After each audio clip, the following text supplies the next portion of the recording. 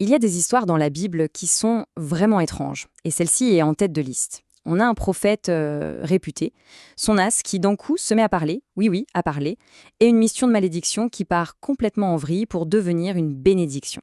C'est un vrai casse-tête, et on va essayer de le résoudre ensemble, de voir ce qui se cache derrière. Alors, la question centrale, elle est assez folle. Est-ce qu'on peut vraiment forcer quelqu'un à bénir ce qu'il a l'intention de maudire? C'est le paradoxe qui est au cœur de tout ça. À première vue, on pourrait se dire, bon, c'est une intervention divine, point final. Mais en fait, si on creuse un peu, on s'aperçoit que c'est bien plus subtil, bien plus complexe que ça. Allez, on plante le décor. On a deux personnages principaux. D'un côté, Balak. C'est un roi, et il est mort de peur en voyant le peuple d'Israël approcher de ses terres. De l'autre côté, on a Bilam. Et lui, ce n'est pas n'importe qui. C'est un prophète étranger, une sorte de mercenaire spirituel de l'époque. Sa réputation le précède. Ses paroles, c'est du lourd. Une bénédiction de sa part, et c'est le succès assuré. Une malédiction, et c'est la catastrophe. Bon, le plan de Balak, il est assez simple sur le papier. Première étape, la peur. Il voit les Israélites comme une menace existentielle. Deuxième étape, il engage le meilleur prophète sur le marché, Bilam, pour leur jeter un sort. Troisième étape, après une discussion un peu étrange avec Dieu, Bilam accepte la mission et se met en route. Et c'est là, quatrième étape, que tout dérape. Au lieu des malédictions pour lesquelles il est grassement payé, ce sont des bénédictions qui sortent de sa bouche. Et pas qu'une fois, 3 fois de suite. Alors là, on pourrait se dire, ok, fin de l'histoire, Dieu a protégé son peuple, mais ce serait vraiment passé à côté de l'essentiel. Ce récit nous dit, attention, ne vous arrêtez pas à la surface. Ce n'est pas une simple anecdote, c'est un véritable théâtre métaphysique. Ce qui se joue ici est bien plus grand qu'une simple confrontation entre deux peuples. Et on entre maintenant dans le vif du sujet, au cœur du paradoxe. Le personnage de Bilam, c'est une énigme totale. Comment est-ce possible qu'un voyant, aussi réputé, un type qui est censé avoir une ligne directe avec le divin, soit à ce point aveugle, aveugle à la réalité qui est juste sous son nez? Et les questions, elles s'enchaînent. D'abord, pourquoi Dieu semble changer d'avis en lui disant « n'y va pas », puis « ok, finalement, vas-y ». C'est quand même bizarre. Ensuite, comment ça se fait que son ânesse, un animal, voit un ange bloquer le chemin et que lui, le grand prophète, ne voit absolument rien? Et la plus grosse question, pourquoi est-ce qu'un ennemi qui est choisi pour prononcer des paroles aussi belles et importantes? Tous ces paradoxes, en fait, ce sont des pistes. Ils nous forcent à chercher plus loin. Une des clés de lecture les plus intéressantes, c'est de comparer Bilam à une autre grande figure, Abraham. Et là, c'est le jour et la nuit.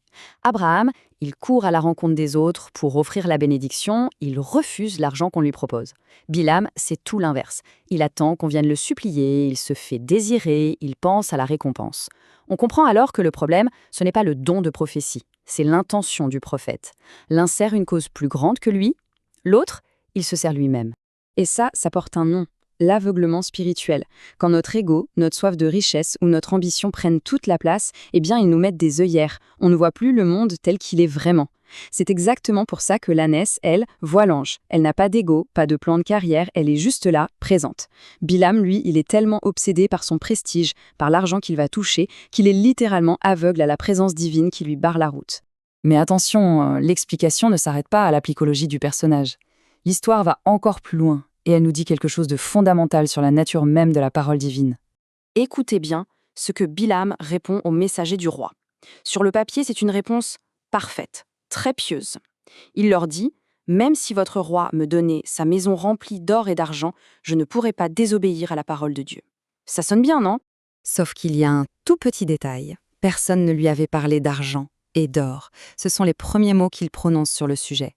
C'est lui qui amène ça sur la table. C'est un lapsus magnifique. Sa bouche essaye de jouer la carte de la piété, mais son cœur trahit ce qui le préoccupe vraiment, la récompense matérielle.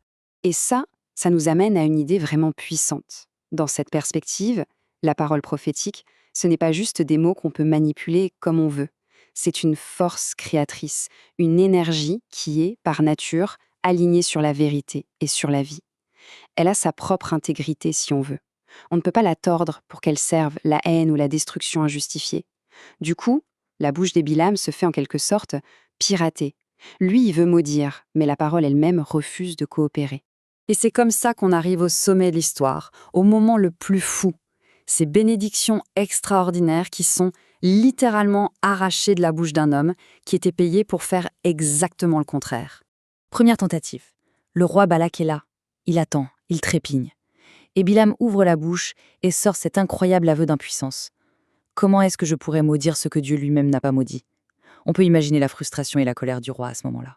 Après un deuxième échec, la troisième tentative, c'est le bouquet final. Bilham prononce cette phrase, qui est devenue depuis l'une des prières les plus connues du judaïsme, « Que tes tentes sont belles, ô Jacob, tes demeures, ô Israël ». C'est l'ironie suprême. L'une des plus grandes déclarations d'amour pour ce peuple vient de la bouche de l'homme engagé pour le détruire. Alors, qu'est-ce que ça signifie tout ça? L'idée sous-jacente est vertigineuse. C'est que la vérité de la promesse divine est tellement solide, tellement ancrée dans la réalité, qu'elle finit toujours par trouver un chemin pour s'exprimer. Toujours. Et si nécessaire, elle passera même par la bouche de quelqu'un qui essaie de dire le contraire. C'est comme si la vérité était plus forte que l'intention de celui qui parle. Alors, au final, c'est quoi le message? Quelle est la grande révélation qui se cachait derrière tout ce théâtre métaphysique depuis le début? Eh bien, le vrai personnage principal de cette histoire, ce n'est pas Bilham. Ce n'est pas le roi Balak. Ce n'est même pas le peuple d'Israël. Le vrai héros de cette histoire, c'est la promesse, l'alliance divine. Toute cette mise en scène sert à démontrer une seule chose. Cette promesse-là, elle est indestructible. Elle est plus forte que la malice humaine, plus forte que la haine. Rien ne peut l'annuler. Et le coup de grâce, le renversement total, c'est que Bilham, venu pour anéantir, finit par livrer une prophétie messianique spectaculaire. Il ne prédit pas la destruction d'Israël, mais au contraire, son triomphe ultime, son espérance future. Le monde à l'envers. L'ennemi juré devient, malgré lui, le témoin le plus éclatant de la grandeur de la cible qu'il voulait détruire. Et cette histoire nous laisse avec une question qui donne le vertige. Parfois, la confirmation la plus forte d'une vérité ne vient pas de ceux qui y croient, mais de ceux qui s'y opposent, qui sont forcés, d'une manière ou d'une autre, à la reconnaître. Et ça nous pousse à nous interroger, quelles sont les vérités dans notre monde aujourd'hui qui sont si puissantes qu'elles pourraient même être validées par la bouche de leurs propres adversaires?